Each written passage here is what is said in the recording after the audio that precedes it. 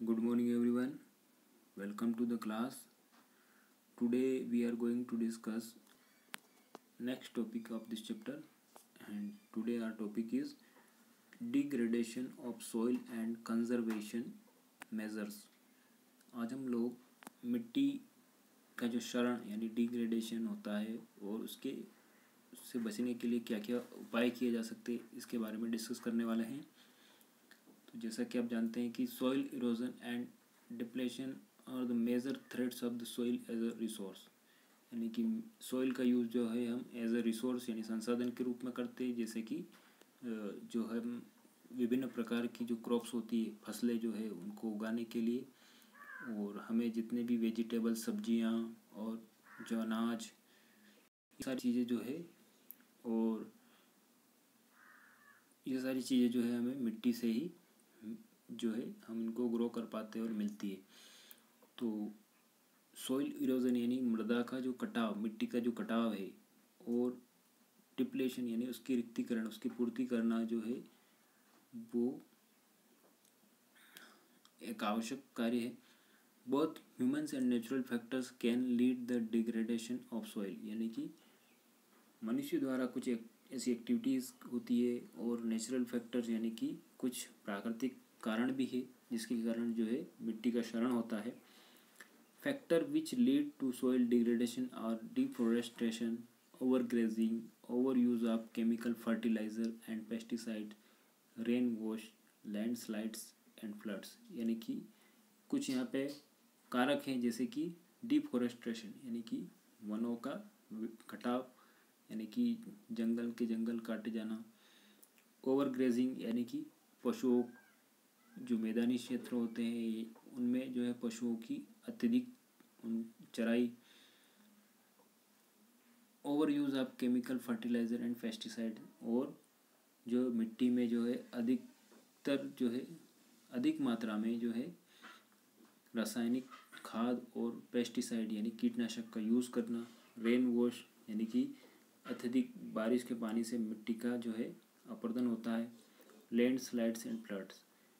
और इसके अलावा भूस्खलन यानी कि बड़ी बड़ी चट्टानों का नीचे गिरना, और मिट्टी का जो है कटाव होना, और फ्लड्स यानी बाढ़ में जो है कई सारी मिट्टी जो बहकर चली जाती है। तो ये सभी जो है कारण जो है वो यहाँ पर डिग्रेडेशन ऑफ सॉइल के कारण है। तो इनसे बचने के लिए हमें कौन कौन सी मेथड्स जो है अपनाना चाहिए। तो some methods of soil conservation are listed below, यानी कि यहाँ पर कुछ जो मेथड्स जो है वो हम अपना कर जो है सॉइल इरोजन और डिप्लीशन को जो है यहाँ पे कम कर सकते हैं। तो सबसे पहले मेथड है हमारी मल्चिंग। मल्चिंग में क्या होता है कि जो है मिट्टी की लेयर के ऊपर यानी मिट्टी की परत के ऊपर जो है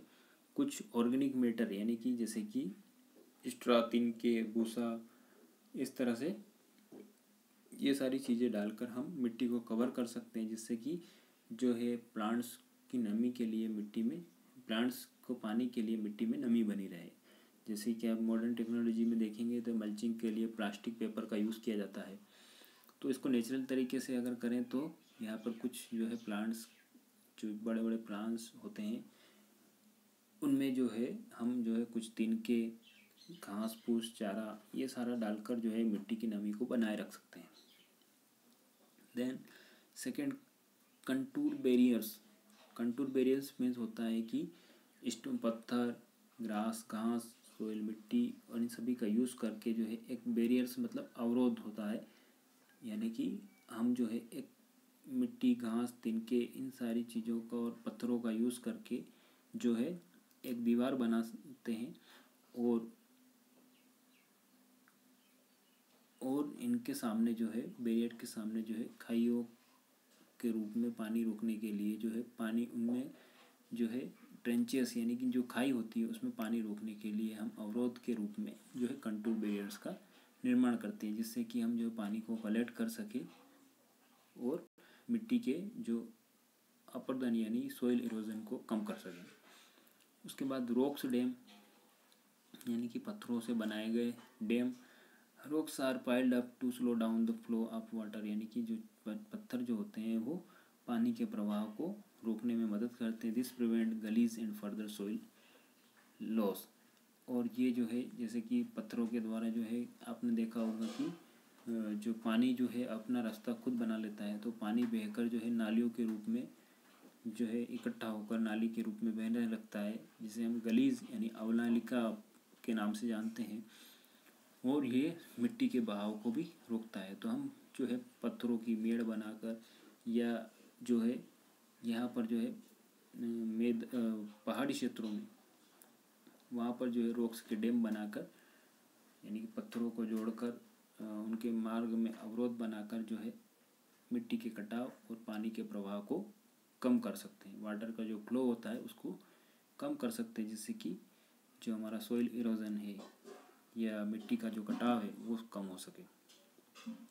टेरेस फार्मिंग यानी कि एक जैसे कि नाम से स्पष्ट है यहाँ पे कि टेरेस यानी कि एक छत के नुमा जो है खेती करना। तो ब्रॉड फ्लैट स्टेप्स यानी कि चौड़े समतल जो है भाग में are terrace are made on the steep slope so that flat surface are available to grow crops. यानी कि जो लंबे चौड़े क्षेत्र में एक जैसे जो है छतनुमा खेती अपनाकर जो है हम फसलें उगा सकते हैं, जिससे क्या होता है कि यह भी जो है मिट्टी अपरदन को रोकता है। जैसे ढलानी क्षेत्र में क्या होता है कि धीरे धीरे जो है कम ढलान वाले क्षेत्र में जो है हम इस तरह से समतल जो है टेरेस का निर्माण करके जो है मिट्टी के कटाव को रोक सकते हैं और फसलें उगा सकते हैं। Intercropping, different crops are grown in alternate rows and are sown in different times to protect the soil from the rain wash. यानी कि हम इंटरक्रॉप अपना कर भी जो है यहाँ पर जो है मिट्टी के कटाव को रोक सकते हैं। जैसे बारिश के समय में आपने देखा होगा कि काफ़ी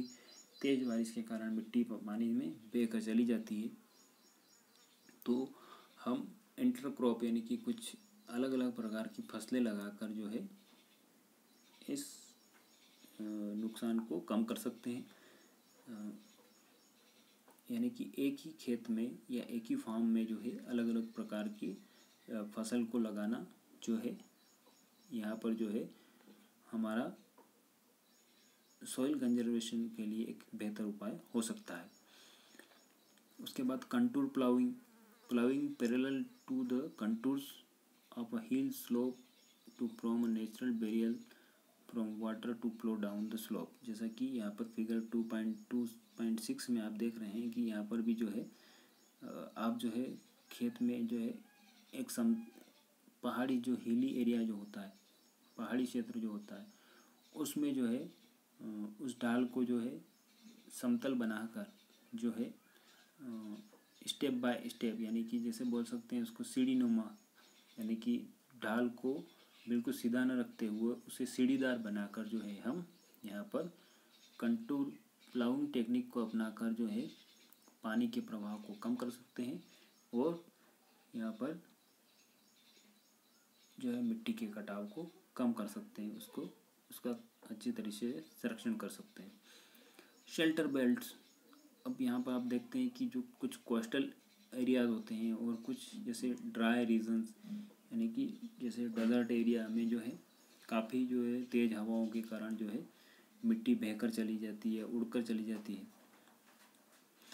और कोस्टल एरिया में जो है तटीय क्षेत्र जो होते हैं वहाँ पर भी जो मिट्टी जो पानी के साथ बहकर चली जाती है। तो यहाँ पर जो है आप देख सकते हैं फिगर 2.7 में शेल्टर बेल्ट्स यानी कि जो है पेड़ों की एक जो है कतार आपको दिखाई दे रही है। इस तरह से कतार नुमा जो है पेड़ लगाए जाते हैं, जिससे कि वे हवा के जो है गति को जो है कम कर सके और अपनी सॉइल को अच्छे से हम कवर कर सके, सॉइल का कंजर्वेशन संरक्षण कर सके। तो इस तरह से आज हमने यहाँ पर सॉइल कंजर्वेशन के बारे में यहाँ पर उसके लिए कौन कौन से उपाय किए जा सकते हैं और जो सॉइल का डिग्रेडेशन यानी कि मिट्टी का जो क्षरण होता है उसके क्या क्या रीज़न होते हैं। तो इसमें कुछ नेचुरल फैक्टर भी होते हैं और कुछ ह्यूमन एक्टिविटीज़ के कारण भी जो है हमें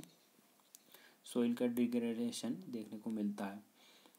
तो तो आज के वीडियो में हम बस यहीं तक डिस्कस करेंगे। नेक्स्ट क्लास में फिर जो है इस चैप्टर से रिलेटेड अदर टॉपिक डिस्कस करेंगे। Okay, have a great day.